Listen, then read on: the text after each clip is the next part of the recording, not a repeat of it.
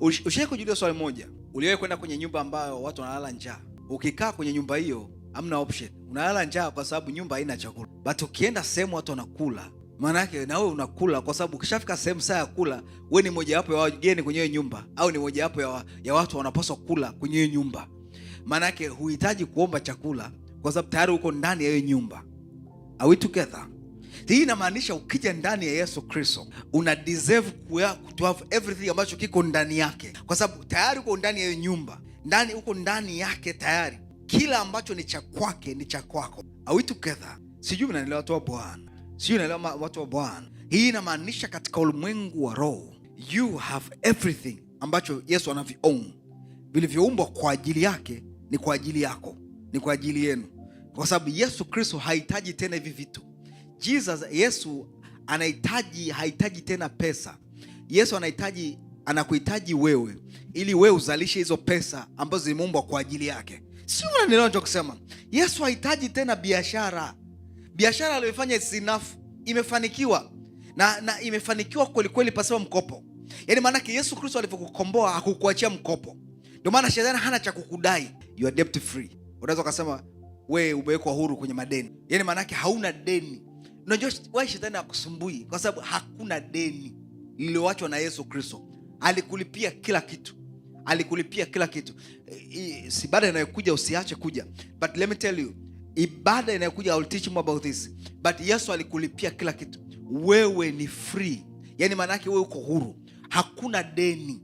Shetani hana haja kukuambia sio laana za ukoo wenu. Alikulipia na hizo pia. Shetani hana sababu ya kukuambia sio urithi wa baba yako, sio baba yako kwa mlevi na kwa mlevi. Alikulipia na hilo deni pia. Sio unachosema? Yaani kwa lugha nyingine Yesu alimake sure hakuna deni, watu wa Bwana. Yesu sio kama baba wanaokufa wanawaachia familia madeni. Yeye alimake sure alipokufa hakuna unachodaiwa. Wewe uko free. Uko free, maana yake unapaswa kuendelea kufanikiwa kwenye hii dunia bila kuogopa, kwa sababu wewe ni debt free. Inamaanisha katika ulimwengu wa roho alishakuweka huru kabisa, na akamake sure ameumba kila kitu kwa ajili yake na kwa njia yake. Ukitembea kwenye hiyo njia ya Yesu Kristo, kila ambacho kiko ndani yake ni kwa ajili yako, watu wa Bwana. Whatever unachoamini kinapaswa kutokea kwenye hii season. Tatizo tunakaa na watu ambao hawaamini chochote. Yaani mimi naambiaga tu, amini hata 1 hour ijayo anything good can happen kwa ajili yako, kwa njia yake. Na kwa sababu tunaifuata hii njia, Yesu ni hii njia, na kwa sababu yeye ni njia na uzima, tukitembea kwenye hii njia, kila kilichopo ndani ya hii njia ni kwa ajili yako. Ukimfuata Yesu Kristo na ukaacha ya mambo ya hii dunia, watu wa Bwana, na ukaweka imani kwenye hii njia ambayo ni Yesu Kristo, everything ambacho kiko kwenye hii njia ni kwa ajili yako. Hii inamaanisha ukinunua shamba leo ukakutana na maembe kule, yote ni ya kwako, sio ya mwenye aliyekuuzia shamba. Sasa umekutana ndani ya Yesu Kristo, umeingia ndani ya Yesu Kristo, umekutana na kila kitu kiliumbwa kwa ajili yake, vinavyoonekana na visivyoonekana. Kwa maana yake bado unavyoviona bado hujafanikiwa. Ukiwa na milioni 100 hujafanikiwa bado. Hiyo ni bado kuna ingine tena ambayo uione. Maana yake hakuna limitation because of what you have. Kuna mambo ambavyo hauna, pia unatakiwa kufikiria kwamba unatakiwa kuwa navyo. Sio, mnanielewa kanisa la Bwana? Yote ni kwa ajili yako. Kwa maana yake ukinunua kiwanja kwenye nyumba, wakikuzia plot, nyumba ni ya kwako. Hakuna kiwanja nyumba ya mtu mwingine, kiwanja cha mtu mwingine. As long as amekuzia kile kiwanja, hamjaingia ubia, ile nyumba ni ya kwako. Uhitaji kuomba ruhusa ya kuingia chumba chochote. Unaingia kila sehemu, na ukikutana na furniture ni za kwako. Sasa hii inamaanisha, mfano mzuri nakupa, ukikaa ndani ya Yesu, whatever Yesu anachoki-own. Sasa unazungumza Yesu aoni something, kitu kimoja. Anasema vitu vyote viliumbwa kwa ajili yake na kwa njia yake. Maana yake you are looking for something ambavyo vyote vimeumbwa kwa ajili yake, na uko kwenye hiyo nyumba, watu wa Bwana. Uhitaji kuomba ruhusa ya kufanikiwa tena. Uhitaji kuomba ruhusa ya kupiga hatua. Nao unaweza ukapiga hatua. Nao ongeza imani yako, watu wa Bwana. Imani yako must be bigger from today. Kwa sababu usipoanza kuwa na imani kubwa ndani ya hii nyumba, utashangaa kuna vyumba vingine utakufa hujavi unlock, watu wa Bwana. Kwa sababu imani yako ina unlock another rooms. Imani yako ina look another opportunity kwamba I am a child of God. Nimeumbwa kwa ajili yake na kwa namna yake na kwa njia yake. Niko ndani ya hii nyumba, kila kilichopo ndani ya nyumba ni kwa ajili yangu, sio kwa ajili ya watu wote, ni kwa ajili yako. Kuna saa maombi yako na imani yako must be selfish, ni kwa ajili yako. Usiseme so community. Unaweza ukaombea community, but ikishafika juu ya kwako, simama kwenye hii njia ya watu wa Bwana. Whatever unachotafuta ni kwa ajili yako. Kila maembe ulikutana nayo kwenye ile shamba ni ya kwako. Are we together? Kama kuna mapera ya kwako, are we together? Kama kuna matikiti ya kwako, kama kuna mahindi ya kwako, uhitaji kuomba ruhusa kuyavuna. Unavuna jinsi unavyojisikia, kwa sababu alikuzia kiwanja. Ukiwanja ni manake na chote kilichopo ndani. Ndio maana kuna kitu kinaitwa title deed. Ndio maana Biblia inasema imani ni title deed. Title deed ipi? Kwenye nyumba ya Mungu. Ukishakuwa na imani, wewe una title deed. Wewe ni mmiliki. Wewe ni mmiliki upi? Mmiliki wa ufalme wa mbinguni. Maanake wewe unamiliki ufalme wa mbinguni hapa duniani, watu wa Bwana. Do you know you are the only one who has the kingdom of God? Come on somebody. Do you feel what I feel? You are the only one. You are the only creature ambaye ana ufalme wa Mungu ndani yake na ana title deed ya huo ufalme, which mean faith. Amplified Bible inasemaje? Inasema faith is a title deed. Ni title deed. Imani ni title deed. Ni hati miliki. Ni hati miliki ya ufalme, watu wa Bwana. Kwa lugha nyingine maana yake tuna haki miliki ya ufalme wake. Sisi ni uzao wa kifalme. Imeandikwa kabisa. Na unafahamu moja ya kitu kikubwa, nataka nimalizie usiku leo tukaombe mahali hapa. Maanake kwenye nyumba, watu wa Bwana, mimi nataka nikuhakikishie kila kitu ni cha kwako. Everything that you are looking for, it's for you. Ni kwa ajili yako na sio kwa ajili ya mtu mwingine. Na hii ndio shetani hatamani ufahamu. Na shetani ameng'ang'ania kila siku kukuaminisha vitu ambavyo havipo. Ndio maana akazungumza akasemaje kwenye ile kitabu cha Pedro, hiyo hapo inasemaje? Inasema faith is what? Title deed, hati miliki. Maana yake ukiwa na imani, wewe una title deed ya ufalme wake. Hii ni mojawapo ya siri nataka nikusaidie. Wewe una title deed ya ufalme wake. Ndio maana Petro wa kwanza mlango wa 2 mstari wa 9 unasema, bali ninyi ni uzao mteule. Sema uzao mteule, ukuhani wa kifalme, taifa takatifu. Sio mimi, ni wewe. Yaani maana yake nazungumza na wewe. Mimi najua, ile inawezekana hujui. I'm trying to correct your mind. Unajua sasa ingine unatembea kama kapurwa. Unatembea kama poor man. Unatembea kama loser. Wewe ni mshindi, watu wa Bwana. You must win. Usiletee sababu. Nisikilize watu wa Bwana. Kuna siku utakuwa na sababu kwa sababu umejua kila kitu. Nataka sababu ziishe kwenye kanisa la Bwana. Lengo langu naongea na wewe na unajua unanisikia hapo ulipo. Hii inamaanisha usikubali kuwa na sababu tena ya kushindwa. Anasema nyinyi taifa takatifu, watu wa miliki ya Mungu, mpate kutangaza fadhili zake. Yeye aliwaita mtoke gizani mkaingie katika nuru ya ajabu. Aliwaita mtoke wapi? Gizani. Alituamsha kutoka katika ufalme wa giza na kutuingiza ndani ya pendo la mwana wake. Na kwa sababu hatupo gizani. Sisi mimi na wewe. Nikisema sisi, hii ni community. Sina uhakika kama unaelewa nachokisema. Acha niseme mimi na wewe. Ndio maana hata Joshua alisema mimi na nyumba yangu. Hakusema sisi. Kwa sababu hakujua kwenye hii nyumba kuna wengine wanaweza wakaishia hapo. Wakamwambia Joshua, si uko hatuna mpango wa kumtelea kumtumikia Mungu. Ndio maana Mungu alimwambia Abraham, alimwambia toka wewe na jamaa. Akamwambia tokeni. Kwa sababu wengine wanaweza wakamwambia si hatuna mpango hatuna mpango wa kutoka hapa. Mimi na wewe. Hii inamaanisha katika ulimwengu wa roho. Anasema ninyi ni uzao mteule, makuhani wa kifalme. Ukuhani wa kifalme, taifa takatifu. Yaani kwa lugha nyingine ni mtakatifu wa Mungu. Wewe ni taifa takatifu. Wewe sio mtu, wewe ni taifa. Ni nchi, watu wa Bwana. Inasema taifa takatifu. Holy nation maana yake watu wa miliki ya Mungu. I love this sentence. Hii katika kitu ambacho nakipenda ni watu wa miliki ya Mungu. Anasema peculiar people. Yaani sisi tunamilikiwa na Mungu. Sisi tunamiliki everything cha kwake. Kama Mungu anatumiliki, kila kilichopo ndani yake tunakimiliki. Hii inamaanisha sisi ni wamiliki. Peculiar. Sisi ni wamiliki. Sikiliza, sisi ni wamiliki wa kila urithi, wa kila kilichoumbwa kwa njia yake na kwa ajili yake. Whether ni power, enzi, usultani, mamlaka, yote yaliumbwa ni kwa ajili yetu sisi. I deserve to have everything. You deserve to have everything. Tatizo hujaelewa bado. They should show the fourth praise him of him who has called us out from darkness into his marvelous light. Maana sisi ndio tunapaswa kutangaza fadhili zake, kuonyesha fadhili zake, to show the world the goodness of God. Nasema ninyi mlikuwa kwanza si taifa, bali sasa ni taifa la Mungu. Mlikuwa hamkupata rehema, bali sasa mpata rehema. Ishini kama watumishi wa Mungu. Ishini kama watumishi wa Mungu. Ishini kama watumishi wa Mungu. Anasema but are now the people of God. Wewe ni mtu wa Mungu. Wewe ni taifa la Mungu. Wewe ni nation, holy nation. Wewe ni holy nation. Wewe ni taifa la Mungu. Imagine unamwona mtu, unajua shida ni kwamba wewe unafikia watu wakipita lijitu nani fulani anapita yule. Katika ulimwengu wa roho ni taifa. Katika lengo wewe ni royal. Yaani wewe ni chosen generation. Ni generation iliyochaguliwa. Kwa watu wanakuona unapita una miguu na mikono. My friend, in spirit you are something else. You are dangerous. Wewe ni mshindi. Wewe umebeba ufalme. Wewe ni mmiliki. Wewe ni owner.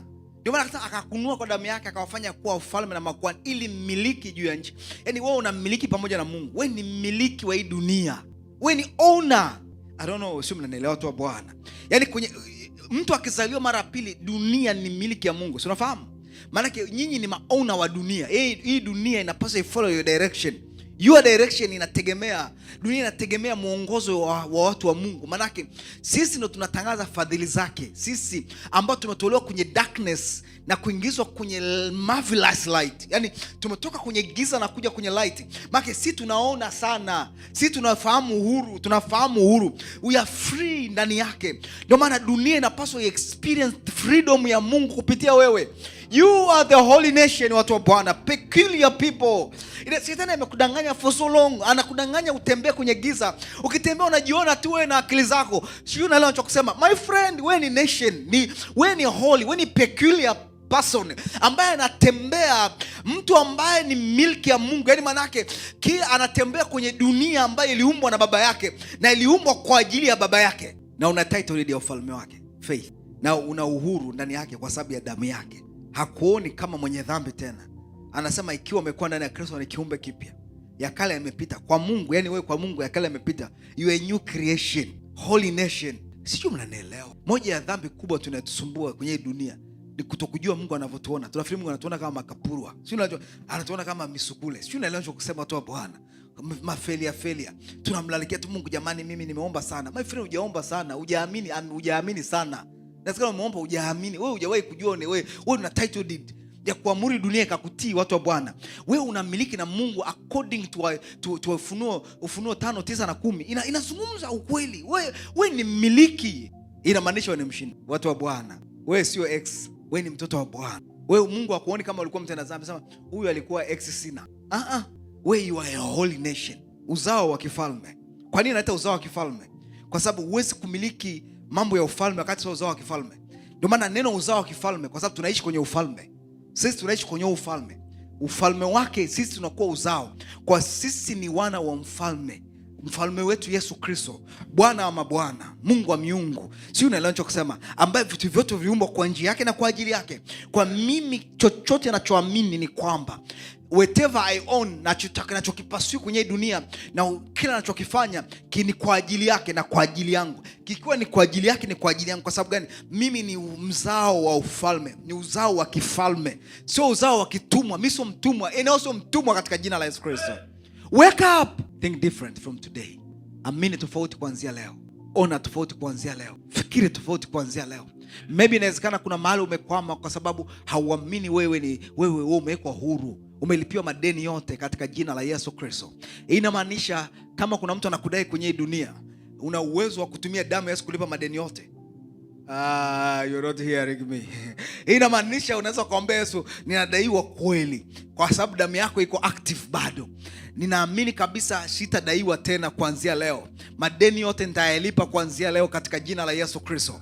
Kwa sababu ya nguvu ya damu yako, sipaswi kuwa mtoto mwenye madeni katika jina la Yesu Kristo. Sijui unaelewa ninachokisema, watu wa Bwana.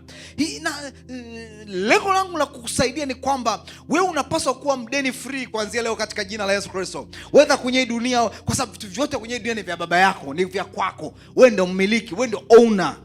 What I mean, sijasema ndio kwenye nyumba mtu mwambie tokeni hapa. hii nyumba mimi ndo owner. Unaweza ukajenga popote kwenye dunia. Unaweza kufanikiwa popote kwenye dunia. Ndio maana yangu kwamba unaweza kumiliki chochote kwenye dunia. Kwani dunia imiliki, wewe ni owner. Tatizo ni ufahamu katika jina la Yesu Kristo. Akili yako lazima ichangamke kwamba wewe ni owner. Imagine wewe ni owner wa ile bahari pale. Maana yake wewe umepewa kumiliki ile bahari. Bahari inapaswa isikie sauti yako katika jina la Yesu Kristo. Hii inamaanisha baada ya kutabiri tsunami kipindi hichi, tukemee tsunami katika jina la Yesu Kristo. Tuiambie tsunami hautaigusa Tanzania in the name of Jesus. Lakini angalia, na Mungu atusamee watumishi wa Mungu. Kwa sababu sisi tumepewa nafasi, sisi ni holy nation. Tumekaa, kwa sababu ya dhambi za watu, ndio maana watu Mungu anaua watu. Mungu hawezi kuua watu kwa sababu ya dhambi. Kwa sababu anataka tuje dhambi pia waende kwa Kristo waokolewe. Nisije nikaongea sana ukanipiga mawe. But let me tell you, ukinipiga mawe nitaendelea kupreach. Hata Yesu alipopigwa mawe, kuna mahali alikimbia, alipotoka nje ya mji akaendelea kuhubiri. Hii inamaanisha katika ulimwengu wa roho, we are good people wa kuprofess vitu vibaya. We don't cancel vitu vibaya. Kwa sababu tuna sauti ya kuweza kuondoa vitu vibaya kwenye hii dunia. Tunatakiwa tufike sehemu tuungane kama kanisa la Mungu, holy nation. Tukasema katika jina la Yesu Kristo, Mungu, vitu hivi vinatokea vinatuathiri na sisi tunavikemea katika jina la Yesu Kristo. Do you think uathiriki na vinavyoendelea? Wewe unaathirika sana. Kwa nini tunazungumza vitu vibaya? Kwa sababu tumesahau Yesu Kristo alituweka huru. Yesu Kristo alitufungua, alitufanya tuwe na sauti kwenye hii dunia, tuwe na nguvu tena kwenye hii dunia, tuwe na mamlaka tena kwenye hii dunia. Nataka nikuhakikishie usiku wa leo, Mungu unaweza kwenda kuomba chochote right now. You can go and pray, watu wa Bwana, and mbingu zitakusaidia. Nataka wewe, you must win today. Lazima uwe na kitu unachotaka kuwini sasa. Kuna kitu unataka kushinda. Do you agree? Unataka kushinda jambo fulani? Ushindi ni sasa. Kwa sababu Yesu Kristo ndio njia ya ushindi, watu wa Bwana. Yesu Kristo alifanya ushindi kwa ajili yake, which means kwa ajili yako, kwa sababu anakaa ndani yako. Ni Bwana wako, ni mfalme wako, ni kiongozi wako. Hakuna aliye kama yeye. It will never going to happen, watu wa Bwana. Kila goti linapigwa kwenye jina lake. Unapotamka jina la Yesu, umaskini unapigwa goti, watu wa Bwana. Unapotamka hilo jina la Yesu, kwa sababu wewe ni owner wa hilo jina.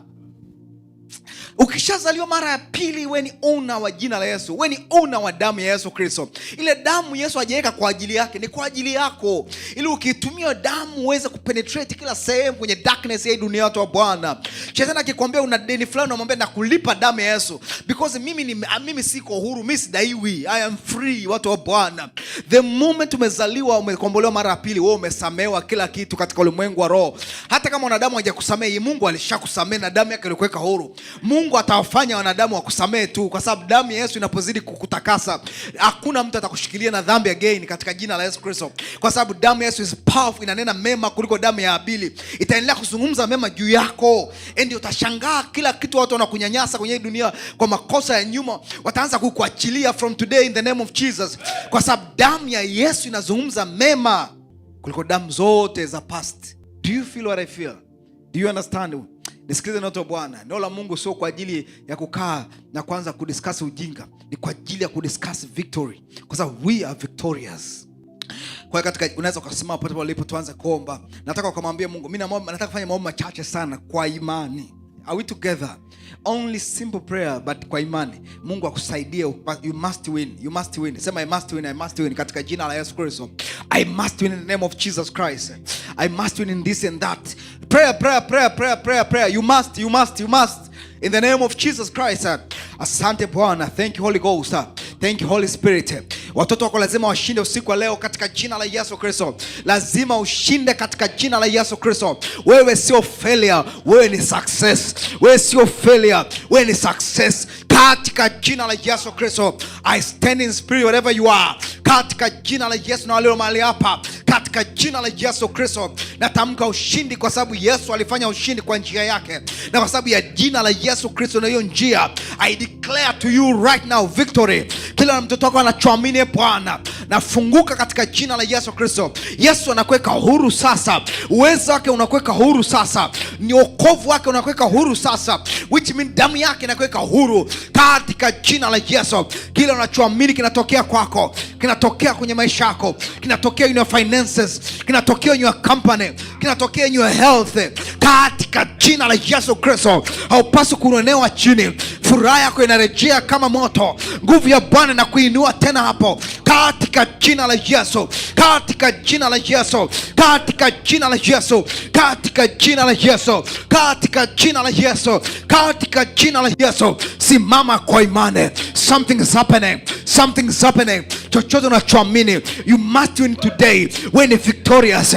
Declare ushindi kwenye ile eneo katika jina la Yesu Kristo. Huo mlango lazima ufunguke. Hiyo njia lazima ifunguke. Because of Christ, I stand here as a man of God. Hiyo njia lazima ifunguke. Hiyo opportunity lazima itokee. Huo uweza lazima ufanikiwe katika jina la Yesu Kristo. Aje unachoamini lazima kitokee katika jina la Yesu, katika jina la Yesu. Hautakwama, hautazuiliwa, hautashindwa kwa jina la Yesu. Hautazuiliwa, hautashindwa kwa jina la Yesu Kristo.